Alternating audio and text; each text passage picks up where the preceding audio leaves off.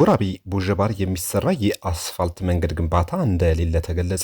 የስልጤ ዞንን ከጉራጌ ዞን ጋር የሚያገናኘው የወራቤ ቡዥባር አስፋልት ኮንክሪት መንገድ ግንባታ አፈጻጸም 75 በመቶ ደርሷል ተብሎ በኢትዮጵያ መንገዶች አስተዳደር ይፋ የሆነው ዘገባ ትክክል ያልሆነና የመንገድ ግንባታው ቡዥባር የማይደርስና ጉራጌ ዞን በጭራሽ የማያገናኝ መሆኑን ተገልጿል። የመንገድ ግንባታው ሙሉ በሙሉ በስልጤ ዞን የሚያልቅ እንጂ ጉራጌ ዞን የሚደርስ አይደለም ብለዋል በአካባቢው የሚገኙ የጂኔን ምንጮች። ግንባታው መነሻ ወራቤ ከተማ ሲሆን መዳረሻውም እዛው ስልጤ ዞን ጠረጋ የሚባል ከተማ ነው ተብሏል።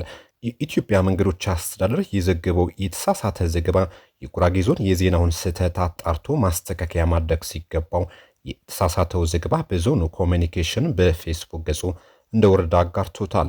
ቡዥባር ከተማ ከስልጤ ዞን የሚያገናኘው ብቸኛው የአስፋልት መንገድ በዋናነት ከዓመታት በፊት በሰንሻይን ኮንስትራክሽን የተገነባው ጃወረዳ ከቡታጅራ የሚያገናኘው መንገድ ብቻ ነው። ከዓመታት በፊት ከተገነባው ከዚህ መንገድ ውጪ በዚህ ወቅት ስልጤ ዞን ከጃወረዳ ወይም ከቡዥባር የሚያገናኝ አዲስ የመንገድ ግንባታ አካባቢው እንደሌለ የጂኤንኤን ምንጮች አስረድቷል። ታዲያ መሬት ላይ ያለው እውነታ ሆኖ ሳለ የተነገረው የመንገድ ግንባታ ቡዥባር ከተማ የሚያገናኝ ሳይሆን ምናልባትም የኢትዮጵያ መንገዶች አስተዳደር ከስልጤ ዞን ወራቤ ከተማ መነሻ በማድረግ ጠረጋ ከተማ የሚደርስ የመንገድ ግንባታ ከሆነ ዘገባው ይህ የመንገድ ግንባታ የሚያገናኘው ቡዥባር ከተማ ከቡታጅራ ከተማ ከሚያገናኘው ዋናው የአስፋልት መንገድ ብቻ ነው ተብሏል።